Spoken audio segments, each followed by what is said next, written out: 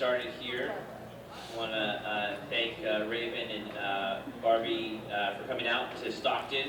And I'm super excited for, as you know, I'm a big wrestling fan. So we'll just take questions, and if you have questions, we'll go from there. If not, I'll fill it in, and then we'll see how far we go with it. So anybody have questions right off the top that want to ask? Because, go ahead. If you could come back for any stipulations, Ellie,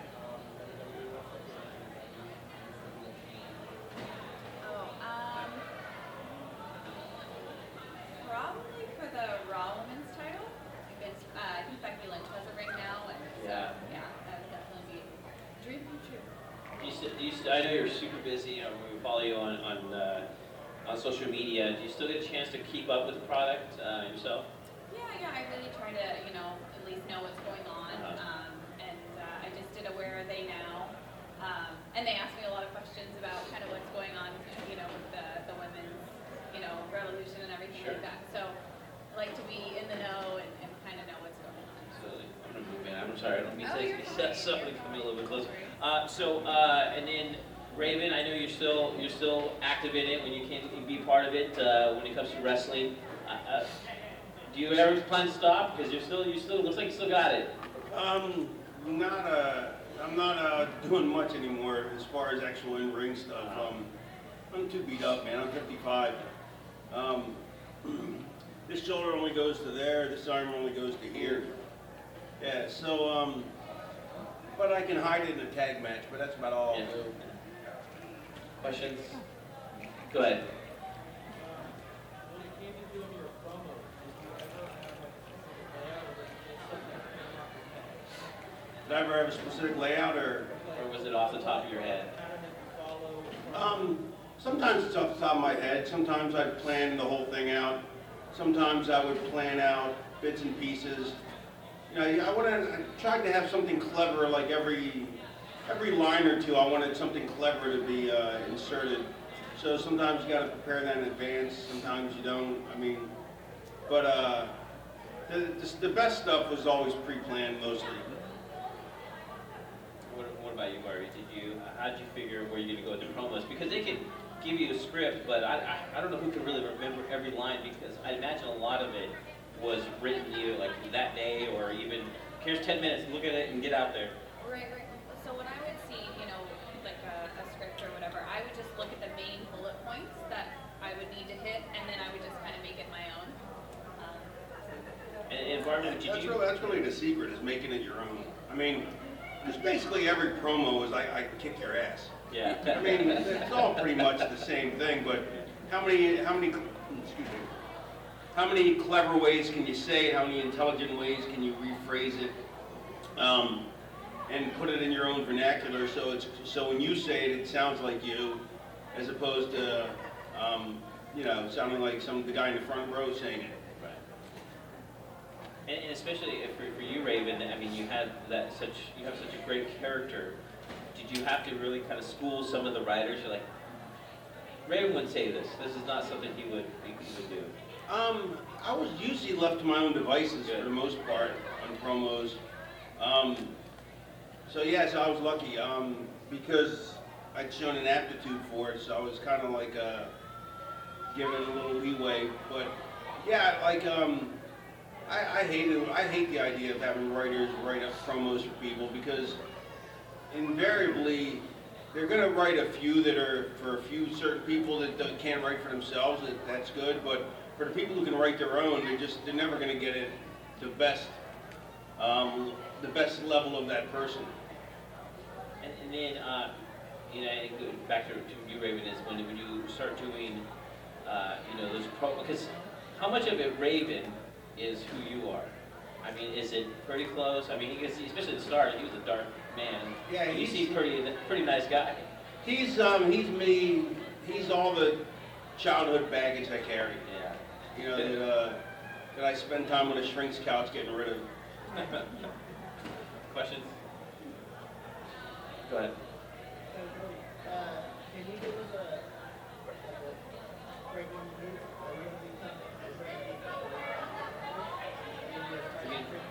Obviously, I can't tell you. Yeah. Because I'm going to be. It would kind of ruin the surprise. Yeah. So you just gotta wait and see. Do you still with you, Barbie? Is it something you try to keep up when you're training? I mean, I know you're very into fitness and things like that, but is it that part of your regimen? Is some kind of training to kind of just keep the? You know what's funny is I came back and I did the Royal Rumble, the first one, and I hadn't been in the ring in years, and I had gotten a phone call probably about a month before, and I had a month to kind of get back and get my bearings and stuff, but it was great because RBD lives in LA, and him and his girlfriend helped me, and so that was awesome. Who do you still consider your friends in the business? That people are like, oh yeah, that's cool that you're still friends with this person. I still talk to so many of the girls. Candace Michelle, Tori Wilson, Eve Torres, Beth Phoenix, Summer Rae. So all the girls, and it's like a big reunion. We see each other probably twice a year at like WrestleCon and stuff like that. So, and we all, keep in touch. And then Raven, for you, who's like ones you used to get to travel everywhere, and I know that. Who are some of the ones that you still talk to? Like, man, this is my brother, this is my sister right here. I don't really stay in touch on the phone with pretty much anybody because I hate talking on the phone. But like when you see, the minute I see Sandman, it's like we've been, joined at the hip for years. It's like no time's passed. So, and when I'm at home, I want to, wrestling's when I'm on the road, and when I'm home, I want nothing to do with it, for the most part. And then you're still friends with some of these guys who did very bad things to you in the ring, like when it comes to like kendo sticks or chairs or God knows what else. And how do you? Bastards. Yeah. and I remember watching the documentary and they were talking about which one am I thinking about? There's the two. One was a kid. One where they were talking about Cactus Jack and Mick Foley, and they said you make the most money with the people who hurt the most, but they become the best, pretty much your best friends. Is that something true, especially for you, working a lot of the hardcore matches, like the ones you think, I saw you guys on TV destroy each other, but you're actually friends? I mean, you're friends with pretty much everybody, but it's like any other job. Like, there's people you dislike, there's people you like more than others. And then you're certain, I don't know. I mean, you don't really think about it. The pain becomes so... The pain never happens. You're never really sore when you're wrestling. The pain's, your mind blocks it out while you're out there. So it's not till you get back, and by the time you get back, it's, you don't remember from what or from who or care, So it's, it's not like we're getting punched in the face for real. Well, I saw some matches of yours, and I was pretty impressed with the pain that you have taken. And then Barbie, for yourself, was wrestling always part of your life? Did you kind of walk into it? Did you know about this world? Were you always part of this world? I was so young when I used to. I was 12, 13. I really, I was obsessed. I would watch it with my dad, and that was like our thing to do together. And so Stone Cold Steve Austin was like, everything. Yes. And then, I got older, and it kind of, I didn't really watch anymore. And then I got You approached. grew out of it. Yeah. Yeah, that's it. People grow out of it, and then they grow back into it. Yeah, exactly. Because I was 19 when I got approached by WWE to be a part of it. So. And then the rest. Did you tell your dad like? Yes, my dad was my #1 supporter. He was just. I remember I got the phone call, and of course he was like, "Yes, you have to do it." And my mom was like, I don't know," and I was like, "No, Mom, I really want to do it." And so yeah, they were behind me 100%. Did you get to introduce them to anyone where your dad was like, oh my gosh, you got to, who was that person for your dad? Oh my gosh, my dad got to meet so many people. He was just always in awe. Yeah. Like every time, like when I started in ECW, the revised one, everyone was so great to me and my family, and because they would come to a lot of the shows, because I was so young, and they still they would fly out anytime they could. Yeah, so I would probably say what's the most exciting to me? Probably The Rock. He got to be The Rock, and he was just, and he was so nice to him too. Questions? Yes, go ahead. My question is, Barbie Blanks, Cali. I like when you were 24/7 champion, you beat Gerald Brisco, but who really helped you when you broke in the industry? Did Natalia, and who else are some of the girls that helped you? Thank you. Definitely Beth Phoenix.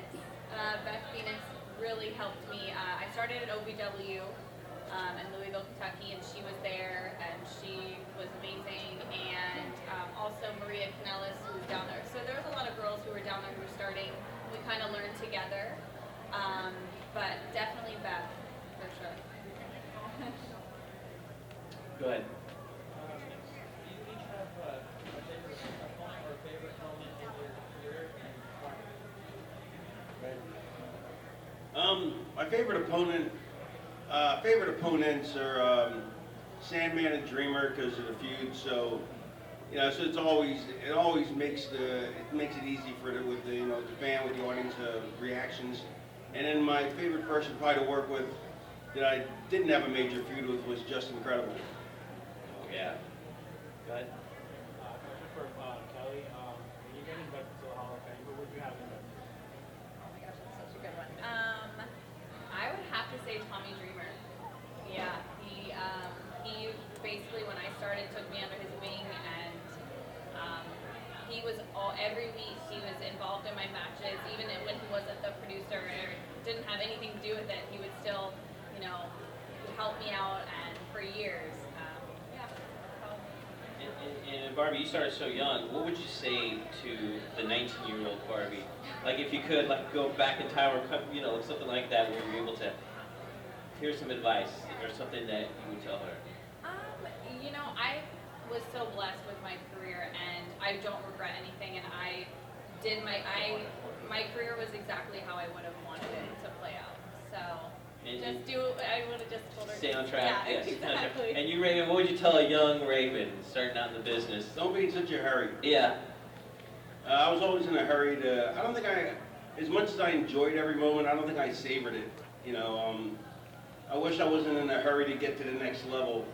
Because eventually, the way my career went, I kept going higher, and then I started going lower when I should have been going higher. And so why race to that point? Anybody, and the question for both of you, who you watch now, someone up and coming, that you're like, wow, that's someone to watch, or you like the way they work, whether it's promos, whether it's work in the ring. Barbie, is there somebody you're looking at right now, you're like, oh, he or she is going to be something good? I think Chelsea Green. I think she's just so young, and she's just beautiful, and I think she has all the potential in the world. And I just think she has that it. And then Raven, for you? I don't like anybody. Okay, perfect. That's awesome. Next question. Yeah, go ahead. This is for Kelly Kelly. Seeing that Paul Heyman was in the league, he's the head of the ranking, right? Now, if he was to teach you something good, would you come back to wrestling full time? I like to say never. But yeah, when Paul came, and it was actually his idea for me to win the 24/7 title at the Raw reunion. So yeah, he always, I feel like in the back of his mind is, so we talk often, and if there was something that I felt like I wanted to come back for, never know. Someone else had a question? And then I saw, we watched the 20 for you winning that. Do you now have a replica in your house now? Because you had it. No? They didn't give me one. Oh, man. You need to... That's one of the bogus deals in wrestling. They don't give you a belt when you win a belt. Everyone thinks they do though. Yeah, because in every other sport you get a belt. Like boxing champions, every time they defend it, they get another belt, another championship belt. We never get one to begin with. 1,000,000%. Yeah, So I mean, chintzy. change the industry. Hey, go ahead. What do you think about our truth being in the 24/7? I think R-Truth is great. I love his run. I think what he's been able to do with the title has been really great. So it's really cool to watch. Go ahead. If you both had to pick a Mount Rushmore professional wrestler, who would it be? Ooh, so that's four? Four. That's hard. What would You you... go. All right. It's based off opinion. Don't be mad if it's not the wrestling you like. What did I put on there? Jake Roberts, Michael Hayes. I would just put two. Just them two. Lawler. Lawler was Lawler. Yeah, if you watch Lawler stuff in the 70s and the 80s, best worker. He's the best worker I've ever seen. Yeah, so I put the three of them, and I put myself like just for And then, go ahead. You said you and your dad were friends. I mean, that was your thing, Kelly. You and your dad, and you were kind of a fan growing up. What did you think like when you got your first action figure? Was he like cool, or do you have your own action figure? And then I just have one more question. When you come to the arena, what's your routine?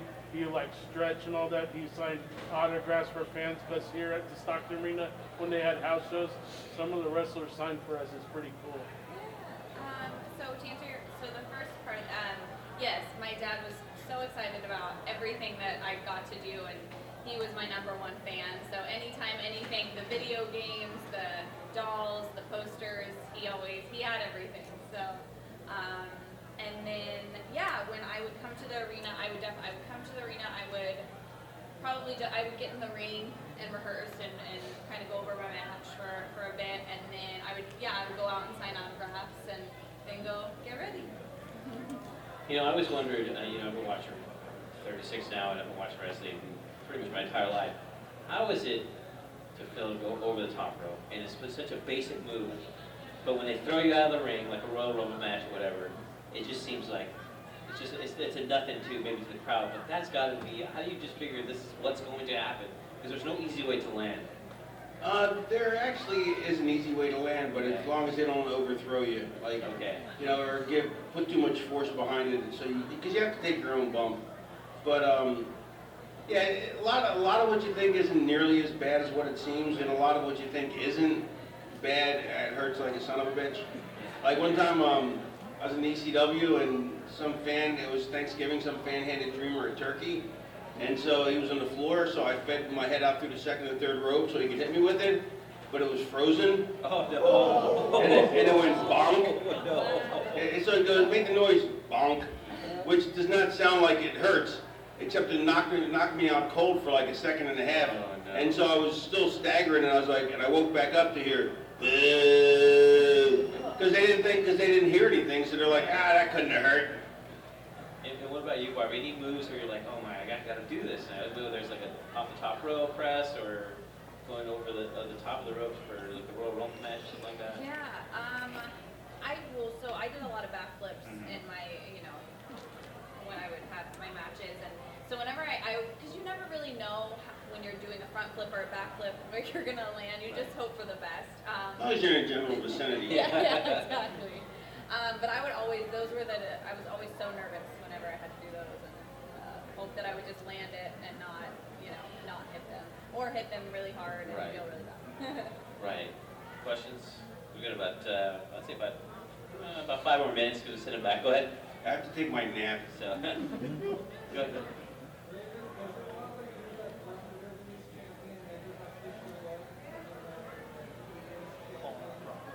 Oh, about Brock Lesnar. Does it bother me?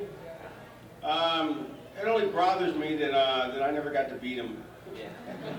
No, I'm kidding. I don't know. I don't really follow it that much anymore. After 30 plus years of doing it, and I've been there, done it, seen it, got the T-shirt, threw up on a T-shirt, bought a new T-shirt, threw up on that T-shirt, got another T-shirt, threw up on that one too. Finally, I gave up buying T-shirts. What was the question?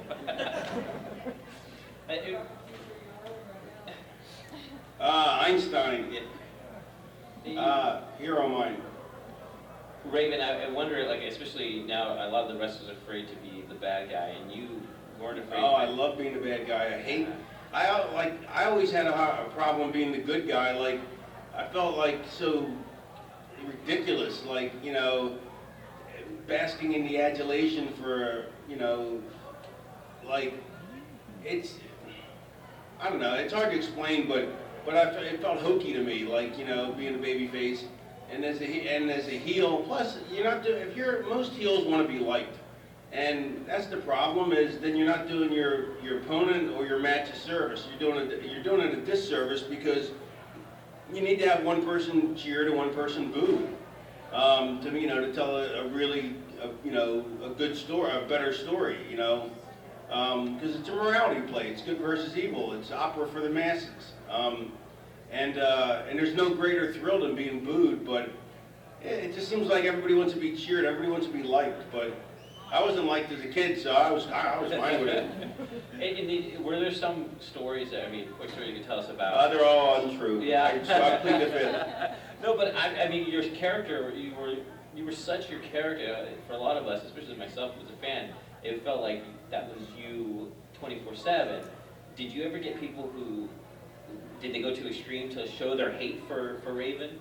Did they film stuff for you, or threatening you, or anything like that? No, because the way I saw it was that I was just big enough, like, if I would have been like 300 pounds, I probably would have got everybody wanting to fight me, because they figure, well, if I lose, I'm supposed to lose, but if I win, then I kicked his ass, But at my size, they're like, if I lose, then I got my ass handed to me, and if I win, well, he's not that much bigger, so it's not like a feather in their cap, and so the odds dropped dramatically, and then generally they just wanted to drink with me. Yeah. Even the people that didn't like me wanted to drink with me. And then Barbie, now, I know you're involved in so many different things, but what's kind of the plan right now at this point? Because obviously you can't give away if you're going to be at the Royal Rumble or not. But what's kind of the plans publicly that you can share with people?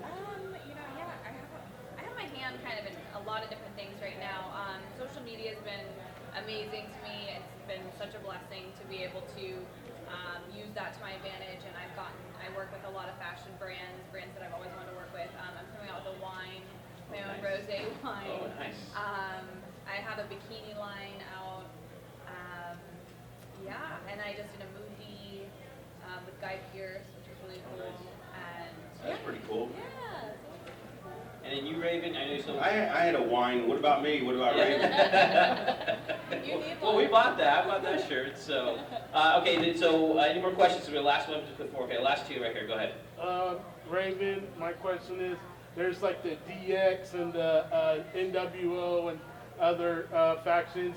Didn't you have the Ravens flock, and then there was a guy named Lodi, but it's Lodi actually because the town next to Stockton is Lodi.